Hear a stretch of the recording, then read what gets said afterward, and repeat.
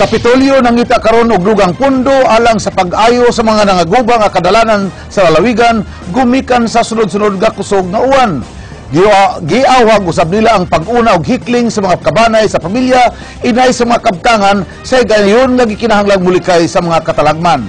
Dennis Tanok, Sugin Limi.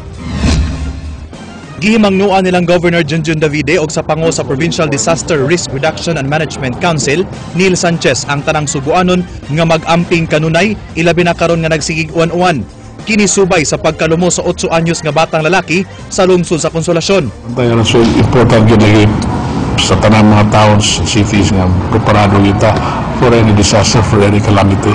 Mo nang atong ligunon yun ni atong DRRMO no para maka-address ni mga problema sa probinsya. And of course no anybody needing assistance, the province will be willing to lend assistance. Dugang sab ni Neil Sanchez nga inay mga mahalong butang ang unahon og salbar, ang mga kabanay ang salbaron og una.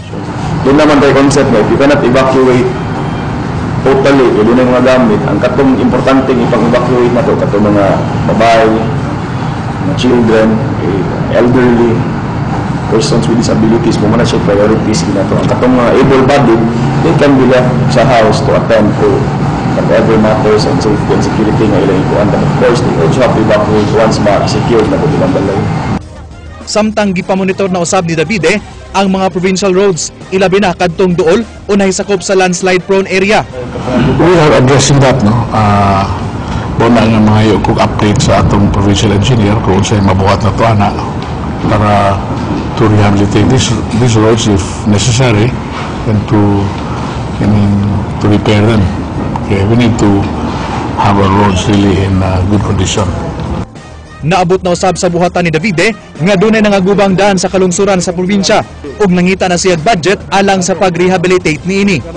Dennis Tanok, News 5. Kapulisan makig-alayon sa mga ahensya nga malambigit sa pagtubag sa mga panginahanglan sa mga biktima sa katalagman. Jinky Baguio, Sugin Limi.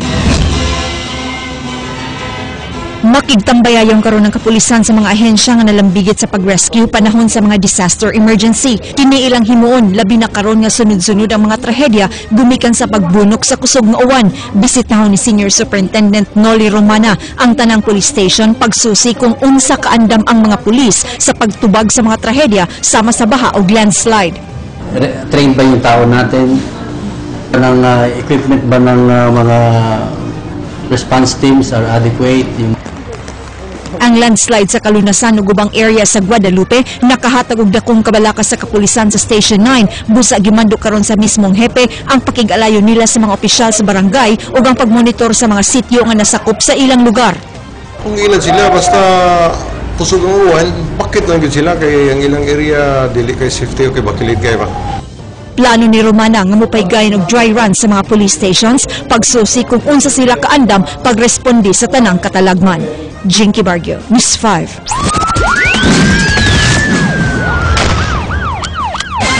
Gipusil patay ang usa ka tawo kaganihang kadlawon dito sa barangay Punta Princesa, Dakbayan sa Sugbo. Julie Tainar, Sugin Limi. Pagpangayog tabang ang katapusang mga pung ni ining lalaki sa wa pa kini nakabsan sa iyang kinabuhi pasado alas 2 kaganihang kadlawon. Natugaw sa pagkatulog ang mga mulupyo sa Mercados Compound, Barangay Punta Princesa, Dakbayan sa Sugbo, dihang 5 kasunod-sunod nga buto sa pistola ang milanog sa maong dapit. Sa ilang pagsusi ni ining eskinita, nagbuyod na ang patayng lawas ni Dandred Bradilla Navarro, 22 anyos, mulupyo sa sitio Lumboy, Barangay Mambaling. Si Navarro nakaangkon og 5 kasamad pinusilan. Nabatian pa sa mga residente nga adunay kalalis ang biktima sa wa pakinigi patay. Pando, galalis og kwarta. Nya santo motosunod na buto pa pag nya go siya. Ningon dai tabang ana. O sundan sa kak nya sundan. Saan dyan siya, sir? Balik limatanan.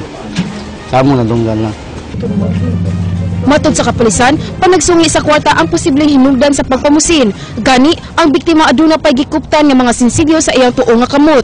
Padayong gisusi sa kapulisan kung aduna bay kalambigitan sa ginadilang drogas ang maong pagpusil patay sa biktima. Hangtod karon wa pag ginakaila no unya atong masabot nga higil sa taga dire. Tapos ko pagtuo nga doon ay mga illegal activities na sila. Duha ka kabahang ug usa ka bala sa kalibre 45 ang na-recover sa crime scene. Julie Tainar, News 5. Duna na suspect ang kapulisan sa pagpatay sa usa ka 19 anyos nga estudyanteng babae dito sa lungsod sa Sibonga kinsa gituohan nga gi-rape.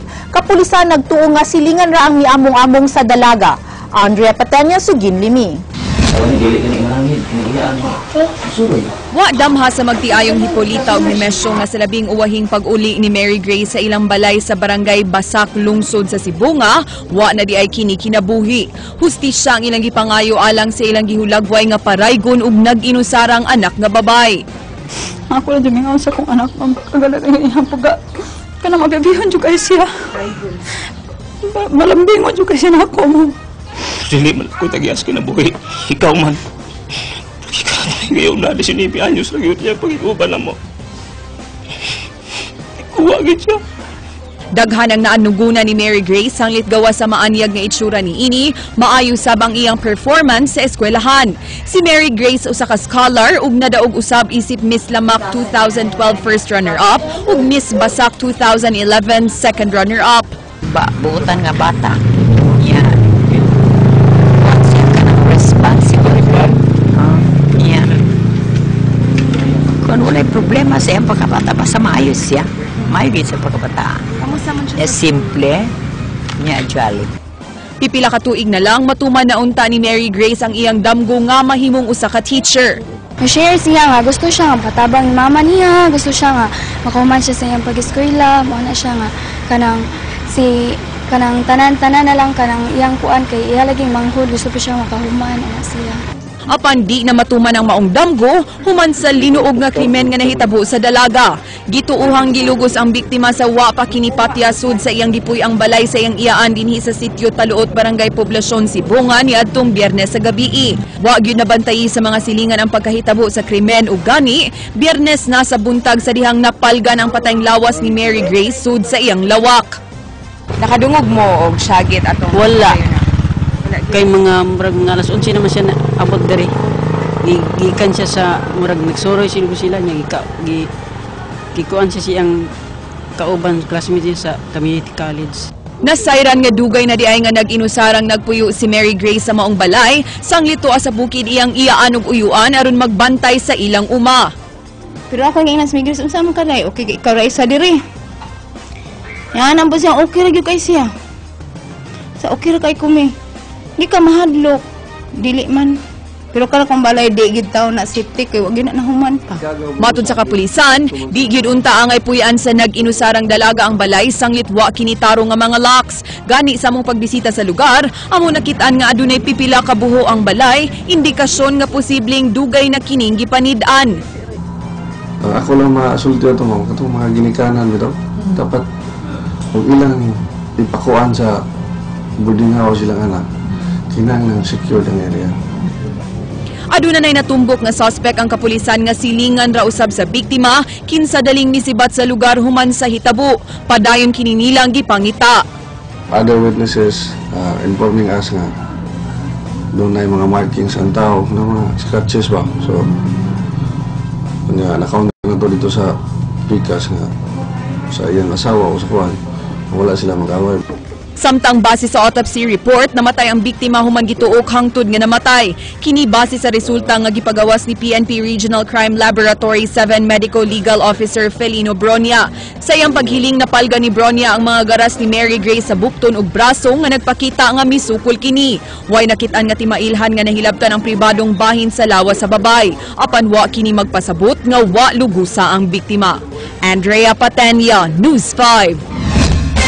Padungagan og mga pulis ang 11 ka mga police station sa Dakbayan sa Sugbo. Matud sa bagong hepe sa kapulisan, dili paigo ang 21 ka mga pulis matag police station. Hatagan usab og priority ang mga lugar diin mahitabo ang dagkong krimen. Jinky Barrio, Sugin Limi.